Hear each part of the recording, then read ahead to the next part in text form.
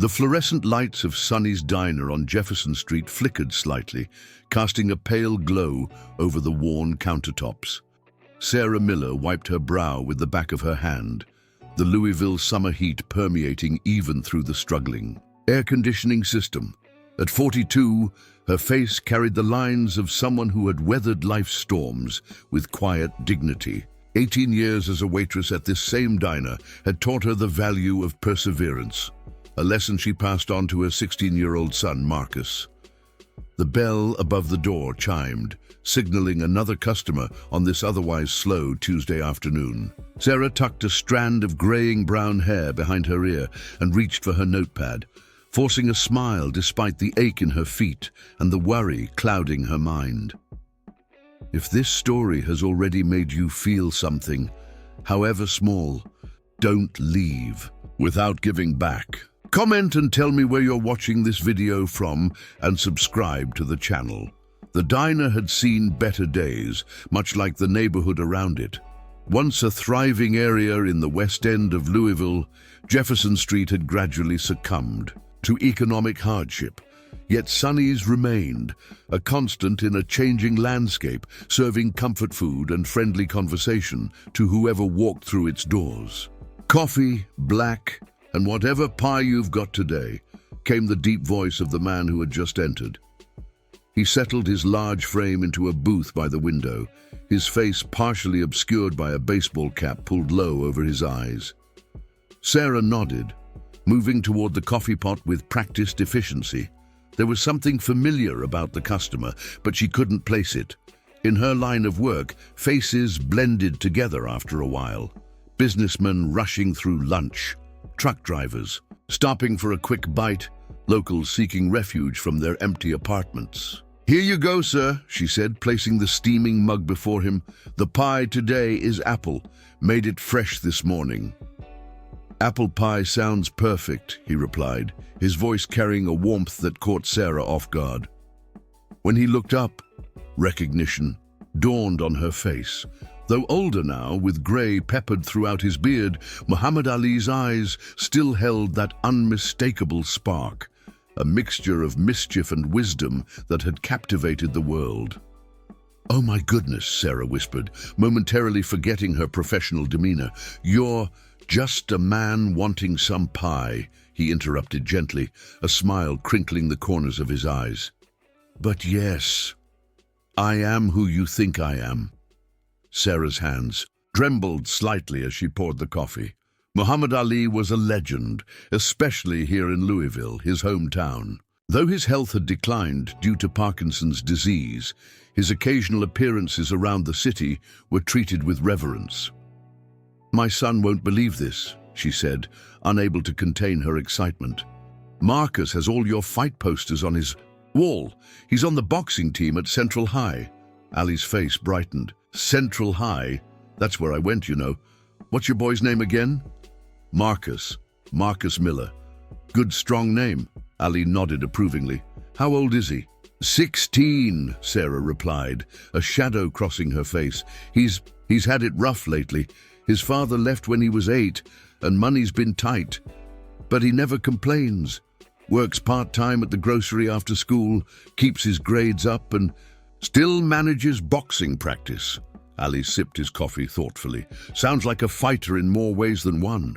Sarah didn't know why she was telling him all this. Perhaps there was something in his gentle gaze that invited confidence.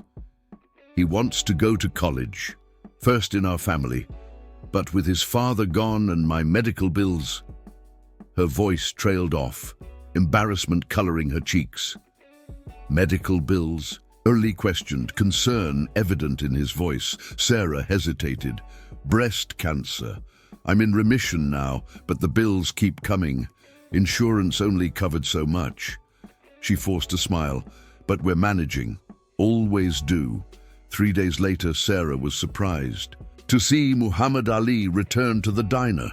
This time, he wasn't alone. A younger man in a suit accompanied him, carrying a leather portfolio. They took the same booth by the window, and Sarah approached with cautious curiosity. "Good to see you again, Mr. Ali," she said, notepad ready. "Same as last time." Ali nodded, his movements slightly stiff, a reminder of his ongoing battle with Parkinson's. "Sarah, this is my attorney, David Roberts. We'd like to talk to you after your shift, if that's possible." Confusion and a touch of anxiety fluttered in Sarah's chest. "Is everything all right?" "Everything's fine," Ali reassured her, his speech deliberate but clear. "Just a matter I'd like to discuss. It's important." The next 3 hours of Sarah's shift crawled by, her mind racing with possibilities. By the time she hung up her apron at 4 o'clock, her nerves were frayed. Ali and his attorney remained in the booth, having spent the time in quiet conversation. "Please sit down," Ali said when she approached. Though his body was affected by illness, his eyes remained sharp and focused. "Mr. Roberts," Ali nodded to his attorney who opened the portfolio. "Ms. Miller," the attorney began formally, "Mr. Ali was quite moved by your conversation the other day. He's asked me to explain something to you." Sarah's hands twisted nervously in her lap as Mr. Roberts continued. In 1978, after his victory against Leon Spinks to reclaim the heavyweight title, Mr. Ali was celebrating at a restaurant in New Orleans. His server that night was a young woman named Rebecca Johnson, Ali interjected, his voice soft but steady. "Rebecca reminded me of my mother, hard-working, kind. During dinner, I learned her son had been in an accident, needed special medical care she couldn't afford." Mr. Roberts nodded and continued. "Mr. Ali gave her a check that night to cover all the medical expenses. What he didn't know was that Rebecca invested a portion of that money in a small business that grew substantially over the years. Before she passed away last year, Ali said, Rebecca contacted me, said she wanted to repay my kindness by establishing a fund. She called it the Champion's Heart Fund, said the money should go to someone who shows the same spirit of perseverance she saw in me." Sarah listened, confusion evident on her face. "That's a beautiful story, but I don't understand what it has to do with me." Ali smiled, the gesture transforming his entire face. "Rebecca specified that I should personally choose the recipients. When I met you and heard about your son, I knew immediately." Mr. Roberts removed a document from his portfolio. "Ms. Miller, Mr. Ali would like to present you with $500,000 from the Champion's Heart Fund. The money is intended to cover your remaining medical bills and provide a college fund for your son." Sarah's hand flew to her mouth, tears springing instantly to her eyes. This can't be real." "Very real," Ali assured her, his own eyes glistening. "A champion isn't defined by titles. It's defined by how you face life's fights. You're raising a son alone, battling cancer, working long hours, never complaining, never giving up. That's a champion's heart." Sarah's small apartment on Oak Street was typically quiet in the evenings. Tonight, however, the air buzzed with an energy that hadn't been present in years. Marcus sat at their modest kitchen table, staring at the check and legal documents in disbelief. "Mom, this changes everything," he whispered, his voice cracking with emotion. At 16, Marcus already carried himself with the gravity of someone much older. Years of watching his mother struggle had matured him beyond his age. Tall and lean with his father's height and his mother's determination, he had developed a quiet resilience. Sarah watched her son from across the table, still processing the afternoon's events herself. "Muhammad Ali thinks we deserve this, Marcus. He called us champions." Marcus ran his fingers over the check again, as if confirming it wouldn't dissolve under his touch. $500,000. My college is covered. Your medical bills are covered. His eyes, so much like his father's, met hers. You won't have to work double shifts anymore. The reality of their new circumstances began to sink in.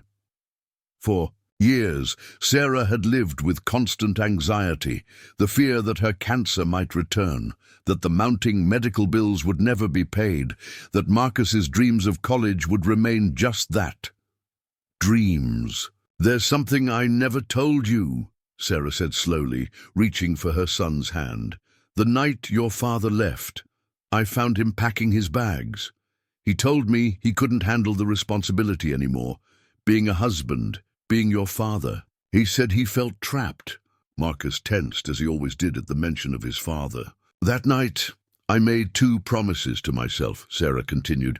"First, that I would never let you feel like you weren't enough. And second, that I would find a way to give you opportunities I never had." She squeezed his hand. "Every double shift, every time I put off getting my own health checked because we couldn't afford it, it was all for that second promise. I was so afraid I might break it." Marcus's eyes welled with tears. "Mom, you never had to prove anything. You've always been enough."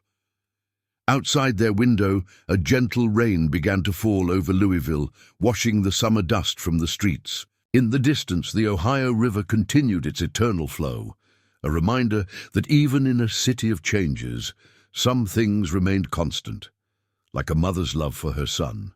"Tomorrow," Sarah said, a new lightness in her voice, "we're going to call Central Kentucky University and tell them you'll be applying for next fall."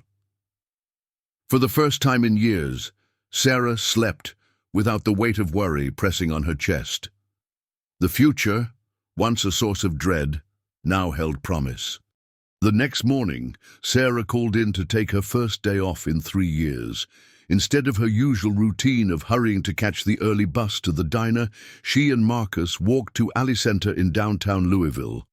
As they stood before the museum, dedicated to the boxing legend who had changed their lives, Marcus turned to his mother. "I want to be like him someday," he said, his eyes fixed on the larger-than-life image of Ali in his prime. Not just the boxing part, the helping people part. 2 years later, the same booth where Muhammad Ali had sat remained Sarah's favorite spot to serve at Sonny's Diner. Though she could have quit working entirely, she had chosen to reduce her hours instead. "The diner is part of who I am," she had explained to Marcus. "Besides, our regular customers are family." The bell above the door chimed, and Sarah looked up to see a familiar figure enter. Muhammad Ali moved more slowly now, the progression of his disease evident in his gait, but his presence still commanded respect. A hush fell over the diner as other customers recognized the boxing legend. "Mr. Ali," Sarah greeted him warmly, leading him to his usual booth. "It's been a few months. How are you feeling?" Ali settled into his seat with the help of his companion. "Good days and bad days," he replied with characteristic honesty. "Today is a good day. How is your boy doing at college?" Sarah beamed with maternal pride. "Thriving. He's on the dean's list, and the boxing coach says he has real potential. But more importantly, he started a mentoring program for kids from our neighborhood." Ali nodded approvingly. "That's what it's all about. Passing it forward." As Sarah poured his coffee, black, just as he liked it, she said, "I never properly thanked you, not just for the money, but for what it represented. You gave us hope when we needed it most." Ali's hand trembled slightly as he reached for the coffee cup, but his eyes remained clear and focused. "Sarah, let me tell you something I've learned. The giving is the easy part. The hard part is letting yourself receive." He took a careful sip of coffee before continuing. "When I first got sick, I was angry. Muhammad Ali, the greatest boxer in the world, brought down by his own body. I didn't want help, didn't want pity." Sarah listened intently, aware of the rare privilege of hearing Ali speak so candidly. "Then I realized something," he continued. "Accepting help with dignity takes as much courage as giving it.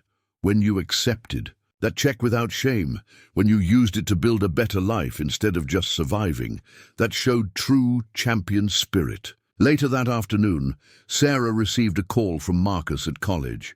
"Mom, guess what? I just got selected for an internship at the Alley Center this summer. I'll be working in their community outreach program."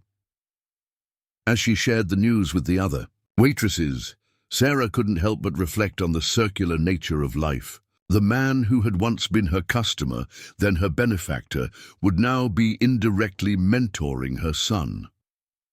That evening, as Sarah walked home along Jefferson Street, she passed the community center where Marcus had learned to box. Through the windows, she could see young boys and girls training, their faces set with determination. Among them was a new generation of fighters, not just in the ring, but in life. In the glow of the setting sun, Sarah remembered something Ali had said during one of his visits. "Service to others is the rent you pay for your room here on earth." Matsidur. With each step toward home, Sarah felt a profound sense of peace. Their story, hers and Marcus's, was just one thread in the complex tapestry of human connection. Muhammad Ali, through his generosity, had reminded them of a fundamental truth. Sometimes the greatest victory comes not from what we achieve for ourselves, but from what we give to others. If you've made it this far and felt every word, won't you leave without subscribing? I tell these stories with my heart in hand to reach people like you, who feel, who get emotional, who truly live. If this really touched you, give back. Comment, subscribe, come be part of this family with me until the next video.